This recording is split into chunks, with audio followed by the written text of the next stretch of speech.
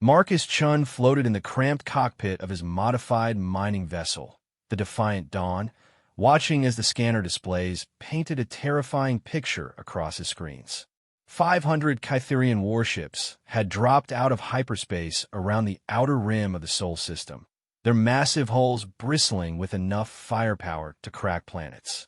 Each ship stretched nearly 2 kilometers in length, their obsidian surfaces reflecting the distant light of Earth's sun like hungry predators. The communication channels crackled with desperate transmissions from the few remaining human outposts scattered across the asteroid belt. Mining stations, research facilities, and trading posts all screamed the same message into the void. The Kytherian hegemony had finally come to finish what they started 20 years ago during the Great Purge. Marcus pressed his palm against the neural interface embedded in his temple, feeling the familiar tingle as his consciousness merged with the ship's systems. The Defiant Dawn had been his home for the past 15 years, ever since he escaped the burning ruins of New Geneva Colony. Most humans would consider it a junker, cobbled together from salvage parts and held together by determination. They would be wrong. Hidden beneath layers of civilian plating and false sensor readings lay the most advanced human technology ever created. The ship housed experimental quantum drives, adaptive armor plating that could shift its molecular structure, and weapon systems that drew power directly from pocket dimensions. More importantly, it carried the last remnants of Earth's Champion Protocol, a military program so classified that only a handful of people knew it existed. The Kytherians had made one critical mistake in their calculations. They assumed all of Earth's champions were dead. Marcus had been 12 years old when the recruiters came to his school on Europa Station. They spoke in hushed tones with his parents, showing them documents that made his mother cry and his father's face turn pale. The next week, he was shipped off to a black site facility hidden in the Kuiper Belt, where scientists and soldiers transformed him into something more than human. The genetic modifications came first. Enhanced reflexes, improved muscle density, accelerated healing, and neural pathways that could interface directly with quantum computers. Then came the psychological conditioning, designed to keep him stable while processing information at superhuman speeds. Finally, they implanted the Champion Core, a crystalline matrix that housed an artificial intelligence specifically designed to complement human creativity with machine precision. For 8 years, Marcus trained alongside 47 other children who had been selected for the program. They learned to pilot starships with their minds, to calculate hyperspace jumps in their heads, and to fight with both weapons and their bare hands. The instructors told them they were humanity's last hope against the growing alien threat. Then, the Kytherian hegemony launched their surprise attack. Marcus remembered watching through the facility's observation dome as Earth died. The Kytherians didn't use conventional weapons. Instead, they deployed something they called a stellar harvester, a massive construct that drained the energy from Sol itself. The sun flickered and dimmed over the course of 6 hours, its light fading to a dull red glow before finally going dark. Without solar energy, Earth's temperature plummeted within days. The oceans froze solid, and the atmosphere began to collapse. 12 billion humans died in what the Kytherians later called a necessary cleansing. The few survivors scattered across the galaxy, becoming refugees, pirates, or slaves depending on which alien faction found them first. The Champion facility activated its emergency protocols. Most of the trainees were evacuated to hidden bunkers scattered across the outer system, while a select few were given deep cover identities and sent to blend in with the refugee populations. Marcus drew the latter assignment, spending the next 15 years pretending to be nothing more than a simple asteroid miner. He had watched from the shadows as the Kytherians hunted down his fellow champions one by one. Sarah Martinez, who could calculate quantum trajectories in her head, was killed during a raid on Titan Station.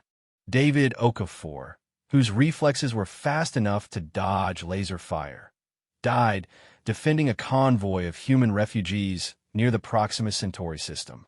One by one, Earth's champions fell to Kytherian assassins or died protecting the scattered remnants of humanity. Now Marcus was the last one left, and the Kytherians had finally tracked him down. The enemy fleet began forming attack formations, their massive ships moving with the fluid grace of a predatory school of fish. Marcus counted the vessel classes through his ship's enhanced sensors. 200 Devastator-class battleships, each carrying enough firepower to sterilize a moon. 150 Stalker-class cruisers, designed for hunting down fast-moving targets. 100 support vessels, including carriers, supply ships, and mobile command centers. And at the center of the formation, 50 Executor-class dreadnoughts, each one a mobile fortress capable of projecting force across entire star systems. The lead dreadnought opened a communication channel, broadcasting on all frequencies. The image that appeared on Marcus's screen made his blood run cold. Admiral Zexhai stood on the bridge of his flagship, his reptilian features twisted into what passed for a smile among his species. The Kytherian scales had darkened to a deep purple, indicating his anticipation of violence. Human designation Marcus Chun. The alien's voice hissed through the ship's speakers. You have evaded our justice for 15 standard years.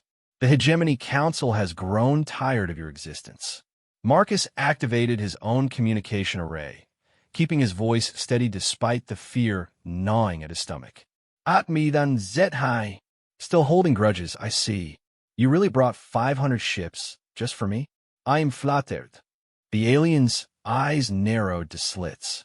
Do not mistake our overwhelming force for respect, human. You are a pest that requires extermination. Nothing more. Then why not just blow me up and be done with it? Marcus asked, though he already knew the answer. Because the Council desires to make an example of you. The last of Earth's champions will die slowly, publicly, so that all remaining humans understand the futility of resistance. You will surrender now, or we will reduce every asteroid in this belt to dust until we find you. Marcus cut the transmission and leaned back in his pilot's chair. Through the ship's sensors, he could feel the Kytherian vessels beginning to spread out, forming a three-dimensional net designed to catch him no matter which direction he ran. They were right about one thing. In a straight fight, he didn't stand a chance. 500 ships against one, even with all his modifications and technology, was mathematically impossible. But they had forgotten something important about humans. Math didn't always matter when you were fighting for survival. Marcus placed both hands on the neural interface console and felt his consciousness expand throughout the ship's systems. The champion core activated, flooding his mind with tactical data and strategic options. Weapon systems came online, their exotic energy signatures carefully masked by the ship's stealth fields. The quantum drives hummed to life, ready to fold space around the vessel and carry it anywhere in the galaxy in seconds. Most importantly, he activated the final gift that Earth scientists had given their champions. Deep in the ship's core, a temporal displacement generator began charging. The device could only be used once, and its effects were unpredictable, but it represented humanity's last desperate gambit against extinction. The Kytherians wanted to make an example of him. Marcus smiled grimly as he began plotting attack vectors for the enemy fleet. He would give them example, all right. He would show them exactly why Earth had been so dangerous that they needed to kill the sun itself to stop humanity. The last champion of a dead world powered up his weapons and prepared to remind the galaxy that humans had never learned when to quit. The first phase of Marcus's plan began with misdirection. He fired up the Defiant Dawn's conventional engines, sending the ship racing through the asteroid field at what appeared to be maximum velocity. To the Kytherian sensors, it looked like a desperate escape attempt by a panicked human trying to reach the edge of the system before they could intercept him. 3 squadrons of Stalker-class cruisers immediately broke formation to pursue, their sleek hulls cutting through space like silver daggers. Admiral Zexhai's tactical display showed the human vessel weaving between asteroids, using the rocky debris as cover while maintaining a steady course toward the outer system. It was exactly what the Admiral expected from a cornered animal. What Zexhai couldn't see was that the fleeing ship was actually a sophisticated holographic projection generated by one of Marcus's sensor drones. The real Defiant Dawn hung motionless in the shadow of a massive asteroid, its stealth systems rendering it invisible to even the most advanced Kytherian scanners. Marcus watched through his neural link as the pursuing cruisers closed in on the false target. Each stalker carried a crew of 200, along with enough firepower to level a small city. Under normal circumstances, any one of them could have destroyed his ship in seconds. But these weren't normal circumstances. When a lead cruiser was within optimal range, Marcus activated the drone's final surprise. The holographic ship suddenly exploded in a brilliant flash of light that temporarily blinded the Kytherian sensors. In that moment of confusion, 6 carefully positioned mining charges that Marcus had seeded throughout the asteroid field detonated in sequence. The Kytherians had superior technology, but they lacked human creativity when it came to improvised warfare. The shaped charges had been carved from asteroids rich in rare metals, creating devastating fragmentation patterns when they exploded. Millions of high-velocity metal fragments tore through the cruiser formation like a shotgun blast. 2 of the stalkers were destroyed outright, their hulls punctured in dozens of places before their crews could react. The third ship managed to raise its shields, but the damage was already done. Atmosphere vented from multiple breaches, and several of its weapon systems went offline. Admiral Zexhai's roar of fury echoed across his bridge as damage reports flooded in. Impossible. Our sensors showed no weapon signatures. Sir, his tactical officer reported, the human used mining explosives hidden in the asteroids. We're detecting no ship at the explosion site, only debris from our own vessels. Then find him. Zexhai Gallman. Deploy sensor nets across the entire field. Use active scanning on every rock larger than a shuttlecraft. But Marcus was already moving to Phase 2 of his plan. While the Kytherians scrambled to locate him, he guided his ship through the asteroid field using a route he had memorized during his years of mining. Every floating rock, every gravitational anomaly, every hidden passage was mapped in his enhanced memory. The Defiant Dawn emerged from cover near one of the Kytherian supply convoys, a group of massive cargo vessels protected by only a light escort. These ships carried the ammunition, fuel, and spare parts that kept the enemy fleet operational. More importantly, they were positioned near the center of the Kytherian formation, surrounded by the heaviest warships.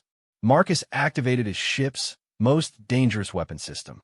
The quantum cascade generator had been designed as a mining tool, capable of destabilizing molecular bonds in asteroid or to make extraction easier.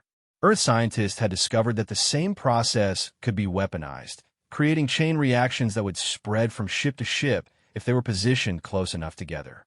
The first supply ship never knew what hit it. The quantum beam struck its cargo bay, where thousands of tons of antimatter fuel were stored in magnetic containment bottles. The beam didn't destroy the containment system directly. Instead, it caused a microscopic flaw in the magnetic field generator, a tiny imperfection that would grow larger over time. Marcus was already moving to his next target when the first ship exploded. The antimatter breach created a miniature star that lasted for 3 seconds, its energy output briefly outshining the distant remnants of Sol. The blast wave caught 2 nearby supply vessels, overwhelming their shields and crushing their hulls like empty cans. But the real devastation came from the quantum cascade effect. As the destroyed ships vented their cargo into space, the exotic particles released by the generator began spreading to nearby vessels. Within minutes, a dozen support ships were reporting cascade failures in their power systems. Admiral Zexhai watched in growing horror as his supply train disintegrated. How is one human doing this? Our intelligence reports said he was a simple miner. His intelligence officer, a younger Kytherian named Veltar, studied the tactical displays with growing unease. Admiral, I'm detecting energy signatures that don't match any known human technology. These weapons are far more advanced than anything in our databases. Impossible, Zexhai snarled. We destroyed their homeworld 20 years ago. Their technology base should have stagnated without their research facilities. Sir, another officer interrupted, we're receiving a transmission from the human vessel. Marcus's voice crackled over the communication system, calm and measured despite the chaos he was creating. Admiral Zexhai, this is your first lesson in human ingenuity. You thought destroying Earth would end our threat to your empire. You were wrong. The alien admiral's scales darkened to an almost black color, indicating extreme anger. What are you, human? Our records show no military vessels in this system. I'm exactly what your records say, Marcus replied. A miner. I've been digging in these asteroids for 15 years, preparing for this moment. Every tunnel, every cache, every hidden weapon emplacement you're about to encounter was placed by me, one piece at a time. As if on cue, the asteroid field around the Kytherian fleet suddenly erupted in violence. Hidden fusion bombs, disguised as ordinary rocks, detonated throughout their formation. Magnetic rail guns emerged from concealed positions in the larger asteroids, firing streams of accelerated debris at the enemy ships. Clouds of metallic chaff bloomed between the vessels, jamming their sensors and communications. Marcus had spent 15 years turning the asteroid belt into the largest minefield in galactic history. Every rock was potentially a weapon, every hiding place a death trap for unwary invaders. The Kytherians found themselves fighting not just one human, but an entire star system that had been weaponized against them. This is impossible, Zexhai screamed as another of his battleships reported critical damage from a hidden antimatter mine. No single being could prepare all of this. You're right, Marcus admitted over the comm. I had help. Every human refugee who passed through this system over the past 2 decades left something behind. A few kilograms of explosive here, a guidance system there, weapons, and ammunition salvaged from destroyed ships. You didn't just come here to kill one human, Admiral. You came to fight the ghosts of an entire species. The Kytherian fleet, which had seemed so overwhelming just minutes before, suddenly found itself trapped in a maze of death. Ships exploded without warning as hidden mines activated. Boarding pods filled with automated combat drones attached themselves to vessel hulls and began cutting their way inside. The asteroid field itself seemed to have come alive with malevolent intent. But Marcus knew this was only the beginning. The mines and hidden weapons would thin the enemy numbers, but they wouldn't be enough to destroy 500 warships. For that, he would need to use the most dangerous weapon in his arsenal. Deep in the Defiant Dawn's heavily shielded core, the temporal displacement generator finished charging. The device hummed with barely contained energy, ready to tear a hole in the fabric of space-time itself. Marcus had no idea what would happen when he activated it. The technology was experimental, untested, and potentially catastrophic. But as he watched another group of human refugees die on his sensors, their transport ship crushed by Kytherian battle cruisers, Marcus made his choice. If he was going to be the last champion of Earth, he would make his final stand count. He reached for the activation switch and smiled grimly. The Kytherians were about to learn why humanity had been considered such a threat that they needed to kill an entire star to stop them. The temporal displacement generator activated with a sound like reality tearing apart. Marcus felt the universe shift around him as the device ripped a hole in space-time, pulling the Defiant Dawn through dimensions that existed between seconds. When the displacement ended, he found himself floating in a place that should not exist. The Defiant Dawn hung suspended in a pocket of twisted space-time, surrounded by the ghostly echoes of past and future events. Through the warped viewports, Marcus could see multiple versions of the battle playing out simultaneously. In some timelines, the Kytherian fleet had already destroyed him. In others, he had somehow managed to defeat them entirely. But in most, he saw his own death repeated over and over again, each version slightly different but always ending the same way.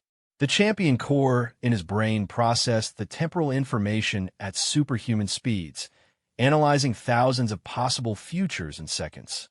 Most led to his destruction and the final extinction of humanity. But buried deep in the statistical noise, he found something impossible. A single timeline where he not only survived, but turned the tide of the entire war. The path to that future was almost impossibly narrow, requiring precise timing and actions that bordered on the supernatural. He would need to sacrifice everything he held dear, including his own humanity, to achieve it. But it was the only chance his species had. Marcus guided his ship back into normal space-time, emerging behind the Kytherian fleet just as Admiral Zexhai was regrouping his forces. The alien commander had managed to restore order to his formation, pulling his ships into defensive clusters that could provide mutual fire support. The hidden weapons in the asteroid field had cost him nearly 50 vessels, but he still commanded over 400 warships. There, Veltar shouted from his sensor station. The human vessel just appeared directly behind our formation. How is that possible? Admiral Zexhai studied the tactical display with growing unease. The human ship was broadcasting on all frequencies, but the message wasn't directed at the Kytherian fleet. Instead, it was reaching out across the galaxy to every human settlement, every refugee ship, every scattered survivor of Earth's destruction. Marcus's voice carried across the void, amplified by hidden relay stations throughout the asteroid field. This is Marcus Chun, last champion of Earth. To every human listening to this message, remember what we were before they took our sun. Remember our courage, our defiance, our refusal to submit to tyranny. The hegemony believes they have beaten us, but they've forgotten something important. Across dozens of star systems, human refugees stopped what they were doing to listen. On mining stations and trading posts, in hidden colonies and pirate bases, the scattered remnants of humanity heard the voice of someone who refused to give up. They think they understand us because they've studied our history, analyzed our tactics, cataloged our weaknesses. But there's one thing about humans they never learn to quantify. We get angry. And when humans get angry enough, when we have absolutely nothing left to lose, we stop following the rules entirely. Marcus activated a communication beacon that had been hidden in his ship for 20 years, a device that would broadcast his location to every human vessel in the galaxy. He knew that most of them were too far away to help, but that wasn't the point. The beacon would also transmit something else, a complete record of everything he had learned about Kytherian technology and tactics during his years of preparation. I'm sending you their shield frequencies, their weapon signatures, their tactical doctrines, everything I've discovered. Use this information. Make them pay for what they took from us. Admiral Zexhai realized what the human was doing and roared orders at his communications officer. Jam the transmission. Don't let him share our tactical data. But it was already too late. The information packet was spreading across the galaxy at faster-than-light speeds, carried by quantum entanglement beacons that the Kytherians hadn't even known existed. Within hours, every human fighter, every resistance cell, every pirate crew that had been hiding in the shadows would know exactly how to hurt their oppressors. The Defiant dawned suddenly, accelerated toward the center of the Kytherian formation, its hull beginning to glow with barely contained energy. Marcus had activated every weapon system his ship possessed, overloading the power cores, and preparing for a final assault that would either destroy his enemies or tear his vessel apart. He's making a suicide run, Veltar reported. All weapons are showing massive energy spikes. Sir, I recommend we withdraw the command vessels to safe distance. No. Zexhai Snalet. I want every ship to focus fire on that human. Destroy him now. The response was immediate and devastating. Hundreds of energy beams lanced out from the Kytherian fleet, converging on the approaching human ship like the fingers of an angry god. Any normal vessel would have been vaporized instantly, but the Defiant Dawn was far from normal. Marcus felt the ship's adaptive armor responding to the incoming fire, its molecular structure shifting to absorb and redirect the energy attacks. The hull plating began to glow white-hot as it converted the enemy fire into power for the ship's own weapons. This was the true secret of Earth's champion technology, the ability to turn an opponent's strength against them. The Defiant Dawn's main weapons fired in response, but these weren't ordinary energy beams. The quantum cascade generators that Marcus had used against the supply convoy were nothing compared to the ship's primary armament. Dimensional rifts opened in space around the Kytherian vessels, and through those tiers in reality came weapons that shouldn't exist. Gravitational mines materialized inside enemy hulls, creating localized black holes that crushed entire sections of ship from the inside out.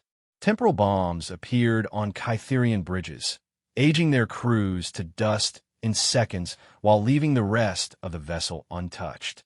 Most terrifying of all, probability distortion fields began spreading through the enemy formation, causing random systems to fail at the worst possible moments. "This is impossible," Zexhai screamed as his flagship's main weapons suddenly reversed polarity and began firing at his own ships. "These weapons violate the laws of physics." "Sir," Veltar reported with growing panic, "our science division is detecting massive quantum fluctuations throughout the human vessel. It's like they've somehow weaponized uncertainty itself." Marcus smiled grimly as he felt the Defiant Dawn begin to come apart around him. The ship wasn't designed to channel this much exotic energy, and every quantum weapon he fired brought him closer to total system failure. But he could see the damage he was inflicting on the enemy fleet, and it was more than he had dared hope for. Entire squadrons of Kytherian warships were spinning out of control, their crews unable to trust their own instruments as probability fields made their technology function in impossible ways. Ships that should have been protecting each other were firing on their allies as temporal distortions caused them to perceive threats that didn't exist. The precise formation that Admiral Zexhai had spent decades perfecting dissolved into chaos as cause, and effect became merely suggestions. But Marcus knew this wasn't enough. He had damaged the fleet severely, but most of the ships were still functional.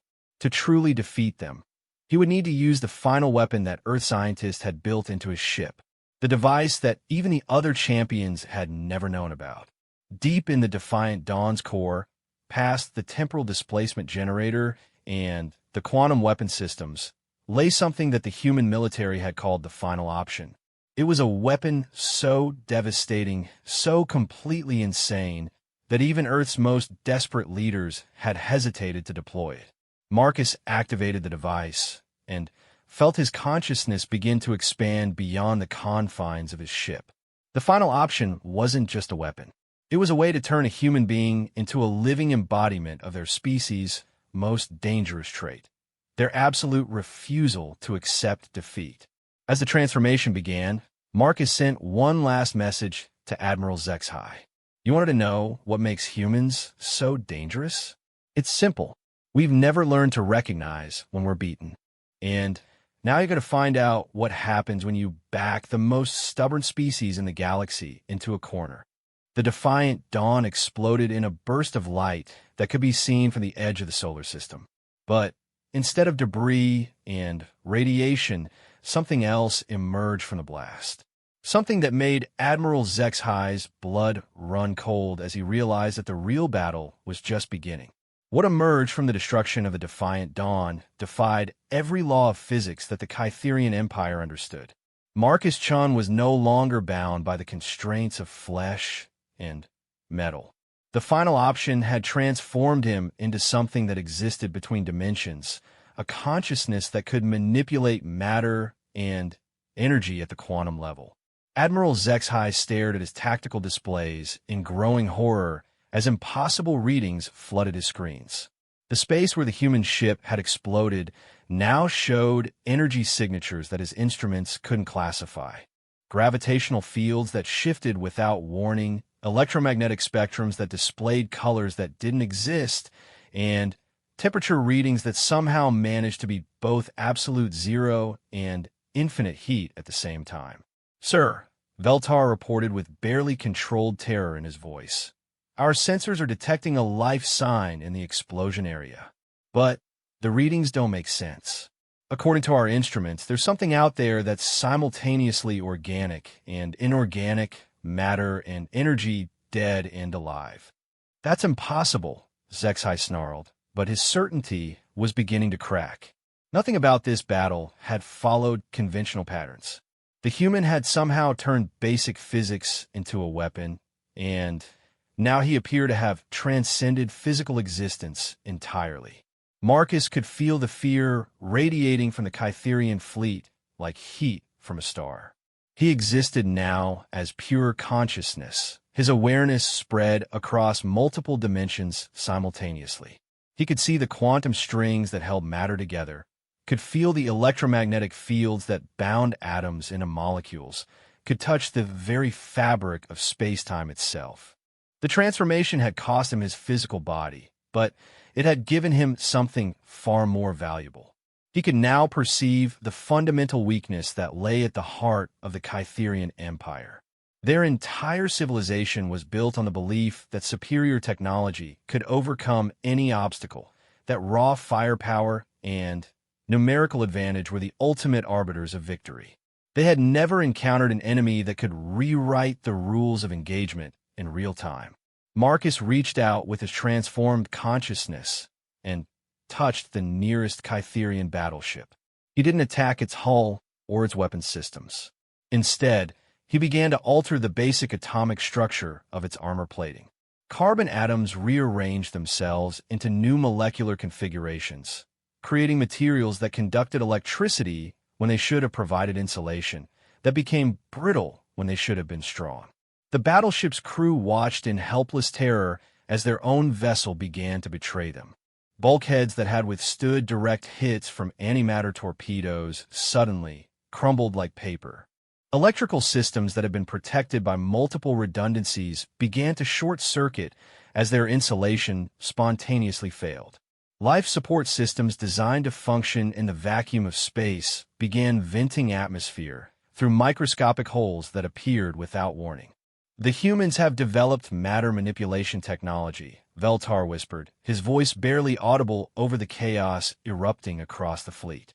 "They can alter molecular structures at will." But Admiral Zexai was beginning to understand something even more terrifying. This wasn't just advanced technology. This was something that violated the fundamental principles upon which Kytherian science was based. Their entire understanding of the universe assumed that matter and energy followed predictable patterns, that cause and effect operated according to consistent rules. The human wasn't using technology to defeat them. He was using something that their science couldn't explain or counter.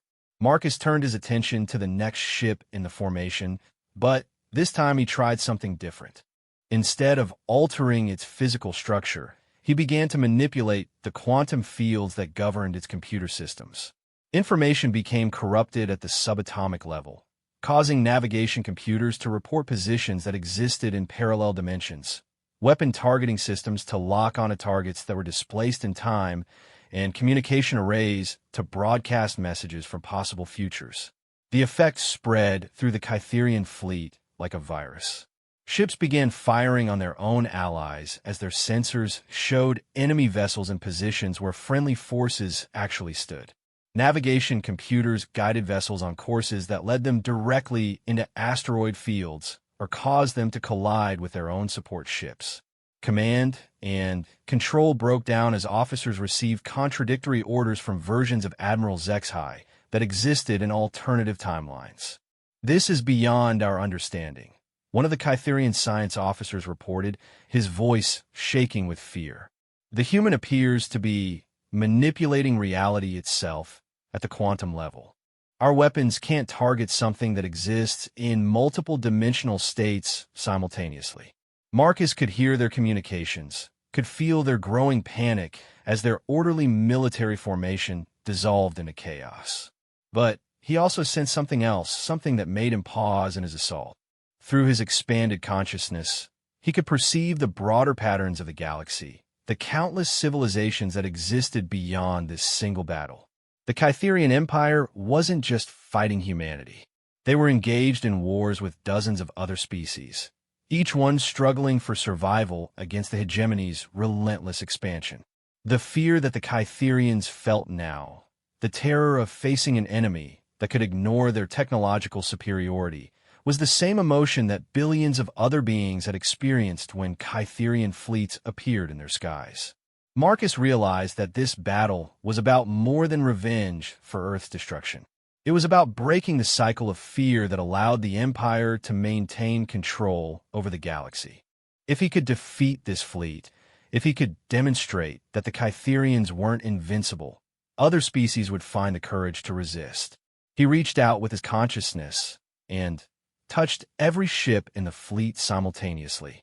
But instead of destroying them, he began to alter something far more fundamental. He started changing the quantum signatures of their weapons, making it impossible for Kytherian technology to harm any living being. Across the fleet, energy weapons suddenly began producing harmless light shows instead of deadly beams. Kinetic projectiles transformed into clouds of flower petals the moment they left their launch tubes. Nuclear warheads became sources of beautiful music that could be heard across the vacuum of space.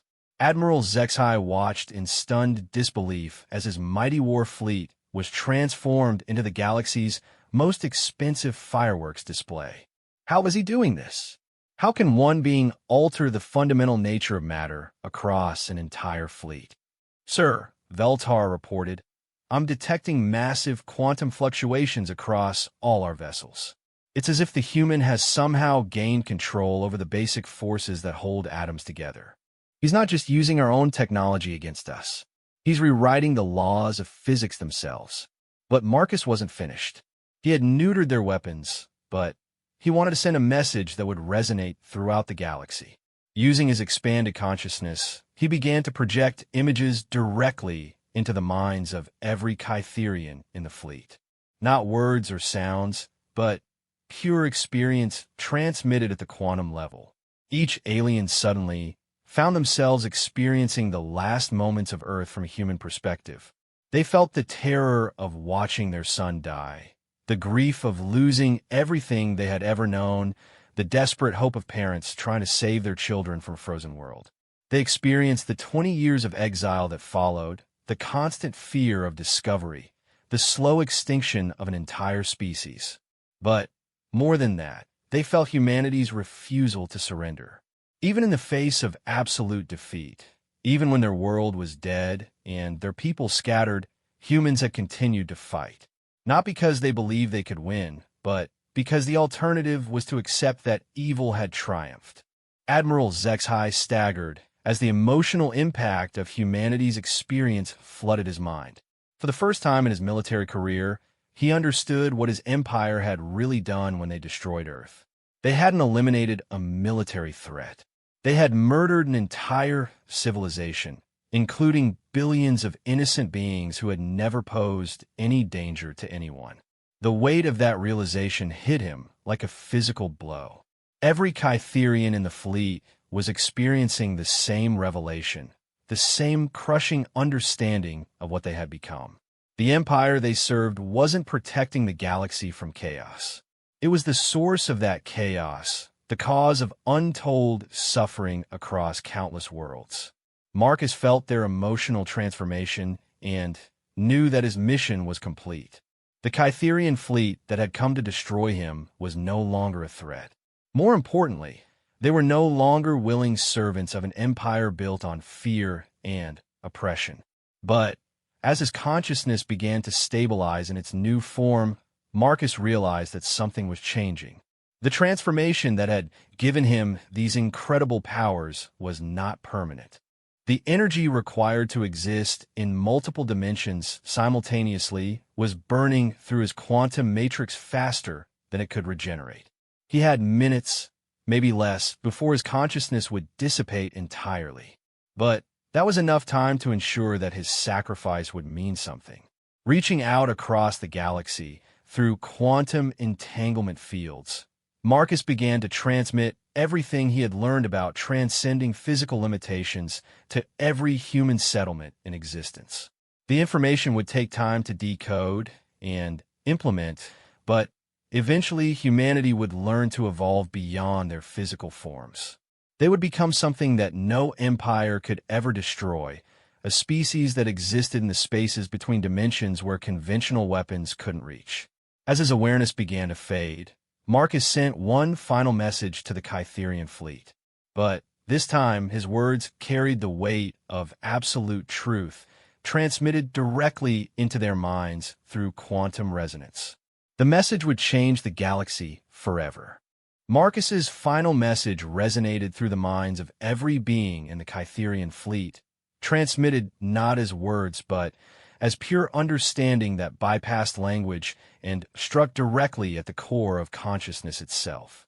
You came here to end humanity's story. Instead, you have ensured its continuation. Fear is the foundation of your empire, but you cannot kill an idea whose time has come. You cannot destroy a species that refuses to stay dead. Today, you learned that there are forces in this universe more powerful than your weapons, more enduring than your ships, more inevitable than your conquests. Admiral Zexhai felt the human's consciousness beginning to fade, but the impact of his words continued to reverberate through the Admiral's mind. Around the bridge of his flagship, Kytherian officers stared at their instruments in stunned silence as they processed what they had witnessed. Their entire worldview, built on the certainty of technological superiority, had been shattered in a matter of hours. "Sir," Veltar whispered, "long-range sensors are detecting ships approaching from multiple vectors. Human vessels, dozens of them." Zexhai turned to study the tactical display, expecting to see a ragtag collection of refugee ships and converted cargo haulers. What he saw instead made his blood freeze. The approaching vessels were moving in perfect formation, their hulls glowing with the same exotic energy signatures that had characterized the human champion's impossible weapons. "That's impossible," he breathed. "There shouldn't be any human military vessels left in existence." But as the ships drew closer, it became clear that these weren't traditional warships. Each vessel showed signs of hasty modification, civilian hulls that had been retrofitted with weapons and armor using techniques that shouldn't work. Mining ships bristled with energy cannons that operated on principles the Kytherians didn't recognize. Transport vessels projected shield fields that seemed to draw power from pocket dimensions. Even simple courier ships now carried weapons that could punch holes through space-time itself. Marcus's transmission of human technical data was already bearing fruit.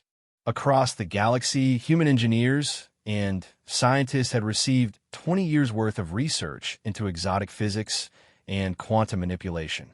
They had taken that information and combined it with humanity's greatest strength, their ability to improvise solutions that shouldn't work but somehow did.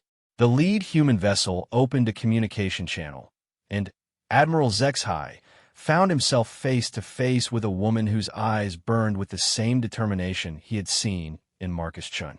Captain Sarah Vega of the Resistance ship Indomitable Spirit looked directly at him through the view screen, her voice carrying absolute conviction. "Admiral Zexhai, this is Captain Vega representing the Free Human Alliance. We received Marcus's transmission 30 minutes ago, along with complete tactical data on your fleet. I'm here to offer you a choice. You are in no position to make demands, human," Zexhai replied, though his voice lacked its former certainty. "You may have more ships than we expected, but we still outnumber you 3-1. Sarah smiled, and there was something in that expression that reminded the Admiral uncomfortably of Marcus Chen's confidence. Numbers don't matter when you're fighting a species that's learned to rewrite physics. Marcus showed us how to do what he did. Not to the same extent, but enough." As if to demonstrate her point, the Indomitable Spirit suddenly flickered and vanished from normal space. For a moment, Zexhai thought it had been destroyed, but then the ship reappeared directly behind his flagship, well within the range of his defensive perimeter. "Dimensional phase shifting," Sarah explained casually. Marcus's data included complete schematics for human quantum drive technology. We can now move through dimensions you didn't know existed. Similar demonstrations were taking place throughout the asteroid field as human vessels appeared and disappeared at will, their movements following no pattern that Kytherian tactical computers could predict. Some ships seemed to exist in multiple locations simultaneously. Others moved backward through time, firing on Kytherian vessels before those ships had even detected the human presence. "This is your choice, Admiral," Sarah continued. "You can continue this battle and learn firsthand what happens when humans stop holding back, or you can listen to what Marcus was trying to teach you." Zexai studied the tactical display, watching as his numerically superior fleet found itself outmaneuvered by an enemy that could ignore the basic laws of space and time.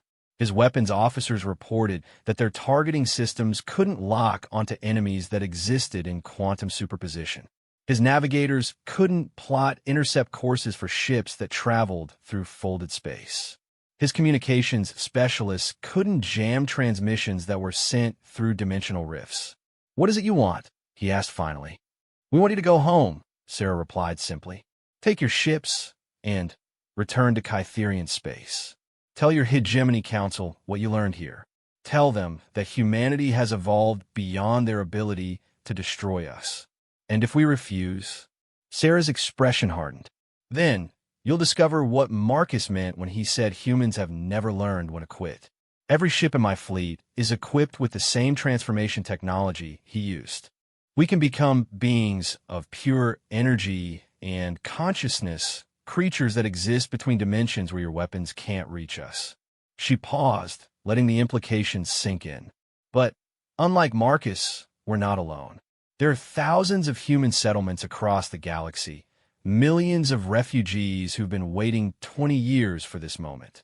If you force us to transcend physical existence, we won't be content to simply defend ourselves. We'll become a species of quantum ghosts, haunting every Kytherian world, turning your own technology against you in ways you can't predict or prevent." Veltar leaned close to the Admiral's ear. "Sir, our xenobiology specialists confirm that human neural patterns are compatible with quantum consciousness transfer. If they're telling the truth about this transformation technology, they could theoretically exist as pure energy indefinitely." Zexai felt a chill run down his spine as he contemplated the implications. A species that could exist as conscious energy would be virtually immortal, capable of traveling at light speed across the galaxy, able to inhabit any computer system or mechanical device. They would be everywhere and nowhere, an omnipresent force that could strike at any time without warning. "There's more," Sarah added, as if reading his thoughts. "Marcus's transmission didn't just go to human settlements. It went to every species in the galaxy. Right now, alien civilizations that have suffered under Kytherian rule are analyzing our data, learning our techniques. You've shown them that your empire isn't invincible." As if to confirm her words, Zexai's long-range sensors began detecting ships from dozens of different species converging on the Sol system. The Tentari, whose homeworld the Kytherians had enslaved 50 years ago. The Voxari, who had been fighting a guerrilla war against hegemony occupation forces for a decade. The Zephyrians, whose crystal cities had been strip-mined to build Kytherian warships. Every species that had suffered under the Empire was sending representatives to witness this moment, to see if the impossible had really happened. If humanity had truly found a way to defeat the seemingly invincible Kytherian war machine. "You have 1 hour to make your decision," Sarah announced. "After that, we stop offering choices and start demonstrating why humans are considered the most dangerous species in the galaxy." Admiral Zexai closed the communication channel and turned to face his bridge crew. Every officer was staring at him, waiting for orders that would determine not just the outcome of this battle, but possibly the fate of the entire Kytherian Empire. He thought about the images Marcus had forced into his mind, the memories of Earth dying while its children watched helplessly from space. He remembered the terror he had felt when a human had rewritten reality around his fleet, The helpless sensation of watching his superior technology become useless against an enemy that could manipulate the basic laws of physics. Most importantly, he thought about what would happen to his empire when word of this defeat spread throughout the galaxy. The fear that held the hegemony together would evaporate the moment other species realized that the Kytherians could be beaten. Revolutionary movements that had been dormant for decades would spring back to life. Conquered worlds would declare independence. The carefully maintained balance of terror that kept hundreds of species in line would collapse overnight. "Sir," Veltar prompted quietly. "Your orders?" Zexai looked at the tactical display one more time. Seeing his fleet surrounded by enemies that could exist in multiple dimensions, outnumbered by a growing alliance of species that no longer feared Kytherian retaliation. The mathematics of the situation were inescapable. "Signal all ships," he said finally. "We're withdrawing from the Sol system." "Sir," Veltar looked confused. "Are you certain?" "The Hegemony Council will demand an explanation." Zexai smiled grimly. "Tell them we encountered something that our technology couldn't counter. Tell them that humans have evolved beyond our ability to destroy them. Most importantly, tell them that the age of Kytherian supremacy is ending." As his fleet began forming up for the journey home, Admiral Zexai sent one final transmission to the human vessels. "Captain Vega, this is Admiral Zexai. You have made your point. We are withdrawing. But understand this. When we return to Kytherian space and report what happened here, there will be consequences. The Hegemony Council will not take this defeat lightly." Sarah's voice came back immediately, carrying a confidence that reminded him of Marcus Chen's final words.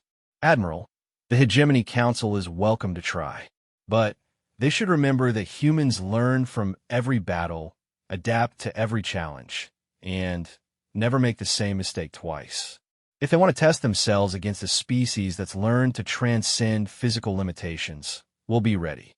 As the Kytherian fleet disappeared into hyperspace, leaving the Sol system for the first time in 20 years, Sarah turned to address the growing coalition of alien vessels that had come to witness humanity's return to the galactic stage. "This is Sarah Vega of the Free Human Alliance," she broadcast on all frequencies. "To every species listening to this message, know that the age of surrender is over.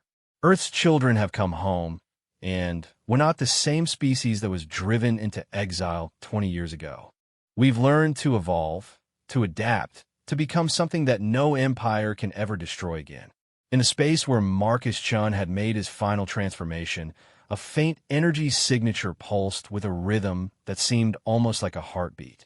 The last champion of Earth was gone, but his legacy lived on in every human ship, every quantum weapon, every impossible technology that turned physics itself into a tool of liberation. Humanity had learned the greatest lesson of all. Sometimes the only way to win is to change the rules of the game entirely. And across the galaxy, on 1,000 worlds where tyranny had seemed eternal, beings looked up at the stars and dared to hope that freedom was possible after all.